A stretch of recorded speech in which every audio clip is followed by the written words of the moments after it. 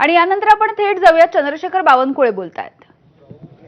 रात्री ही घटना मला कळली। आता सरळ बुलढाणा अमरावतीवरून इथे पोहोचलेलो आहोत। पूर्ण तपासणी केली आहे आणि NMRDAच्या माध्यमातून, नागपूर विकास प्राधिकरणाच्या माध्यमातून जे या ठिकाणी डेव्हलपमेंट चालू आहे, या डेव्हलपमेंटमध्ये 3 महत्त्वाचे महाद्वार आहेत। एक मुख्य महाद्वार आहे, एक दुसरा महाद्वार आहे, तिसरा महाद्वार आहे।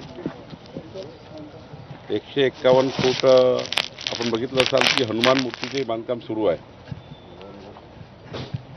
तर या ठिकाणी फक्त तपासावं लागणार आहे की NMRDAने जे बांधकाम केलं आहे किंवा जे काही स्लॅब टाकताना कुठल्या सेंटरिंग, त्यांनी सांगितलं मला की सेंटरिंगमध्ये काहीतरी वेळेवर प्रॉब्लेम झाला, त्यामुळे बीम पडले। तर मला वाटतं याची चौकशी केली पाहिजे।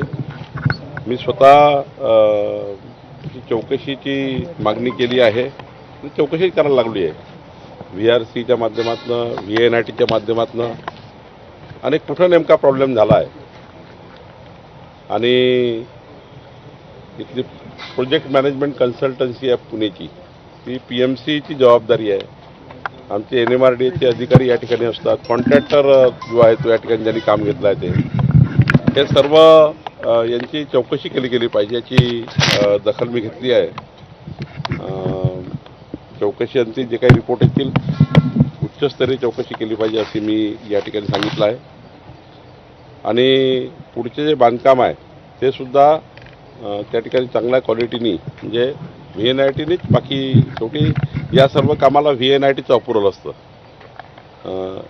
हे जे बांधकाम पूर्ण होऊन VNITचं अप्रुव्हल यांनी घेतलं का किंवा कॉलम बीम करताना VNITचं अप्रुव्हल घेतलं का हे तपासावं लागेल।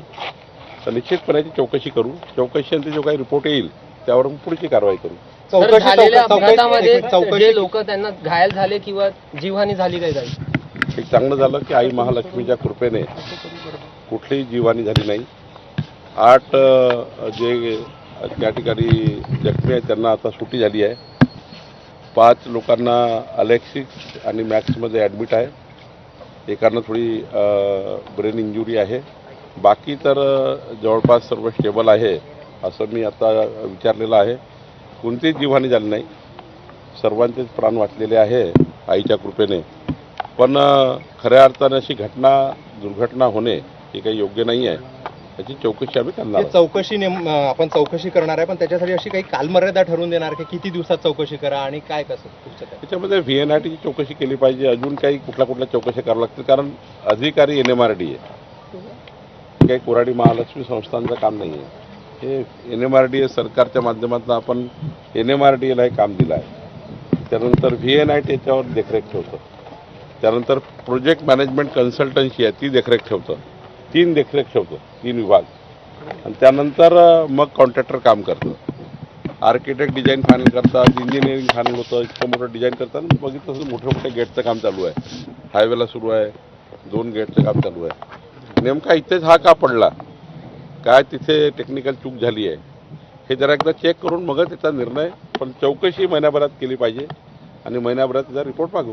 प्रथम दर्शनी काही सिमेंट आणि लोखंड यामध्ये दिसून पडतं। तुम्हाला त्याची चौकशी आणि ती निकृष्ट आहे की चांगला आहे की वाईट आहे हे नंतर ठरवता येईल। आपल्याला चौकशी याची केली गेली पाहिजे का, तर केली गेली पाहिजे, कारण 3 गेटचं काम चालू आहे। 2 गेट त्यांनी व्यवस्थित कास्ट केले आहे। 1 गेटला काय झालं, कुठले बीम चुकले, काय चुकले, नेमका काही स्पॅन चुकला का किंवा काय झालं एकदा चेक करावं लागेल। डिझाईन चुकले काही चेक करावं लागेल। डिझाईन करताना स्ट्रक्चरल डिझाईन चुकली काय चेक करावं लागेल। मग डिझाईन जर बरोबर होती तर मग कास्टिंग बरोबर झालं नाही काही चेक करावं लागेल। खरं तर ह्या सर्व गोष्टी चेक करण्याच्या आहे, त्यामुळे महिनाभराच्या आत त्याची चौकशी करू। सर, ही जी घटना घडली त्याच्या मागे काहीतरी चूक झालीच असेल, ते चौकशांती पुढे येईल। पण ज्या BBG कंपनीला हे कॉन्ट्रॅक्ट दिलेलं आहे त्याच्याकडे हेच काम नाही तर भरपूर इतरही काम आहे, तर कुठेतरी त्या कामाला काही प्रतिबंध बसेल का, की काय नेमकं पुढच्या कामाची करल्यानंतर शेवटी बाकी कामाचा या कामाचा काही संबंध नसतो। ज्या कामात हे झालं आहे, ज्या कामामध्ये या ठिकाणी हा ॲक्सिडेंट झाला आहे, हा जो मोठा दुर्घटना झाली आहे, या कामाचं चेकिंग केलं पाहिजे। बाकी इतर ठिकाणी कामं चालू असतील त्याचा याचा काही संबंध नाही, पण या ठिकाणी जे काम चालू आहे त्याची चौकशी मात्र या घटनेची झाली पाहिजे। याकरता महिनाभराच्या काळामध्ये कंपनी, PMC, NMRDA आणि संबंधित सर्व आर्किटेक्ट, डिझाईन सर्वांची चौकशी आपण करणार आहोत. राजकीय प्रश्न संजय राऊत गंभीर आरोप करत आहेत की जे धनखड जगदीप धनखड उपराष्ट्रपती होते ते बेपत्ता करण्यात आले, त्यांना नजरकैदेत ठेवल्याचे गंभीर आरोप ते करतात. याबद्दल खरंच मला मी प्रवासामध्ये आहे आणि तुम्ही काही राजकीय सांगतात त्याबद्दल मी आज काही बघितलं नाही. कोण काय संजय राऊत काय बोलले, कोण काय बोलले माहिती नाही. मी सरळ बुलढाण्यावरनं अमरावती, अकोला करत शेगाववरनं इकडे आलो आहे.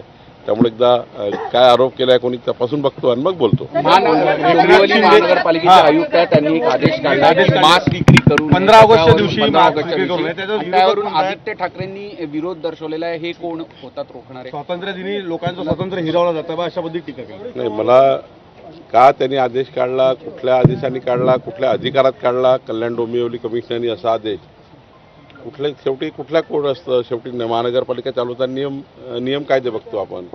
कुठल्या नियमांनी काढला, कोणी त्यांना निवेदन दिलं असं करायला, हे वगैरे चेक करावं लागेल. कल्याण डोंबिवलीत काय झालं एकदा मला चेक करावं लागेल. त्यांना काही आपण मदत देणार आहे का? शासकीय मदत काय देणार आहोत का किंवा काय? जखमीचा मी तेच सांगतो, मी आत्ता सरळ पोहोचलो आहे. मी काल बुलढाण्याला होतो, मग अकोला आणि अमरावतीवर सरळ या ठिकाणी आलो आहे. आता मी त्या ठिकाणी जे काही जखमी आहे त्यांना मदत झाली पाहिजे. जे डिस्चार्ज झाले आहेत त्यांनाही पुढच्या काळात त्यांची घरची परिस्थिती आणि यानंतर उर्वरित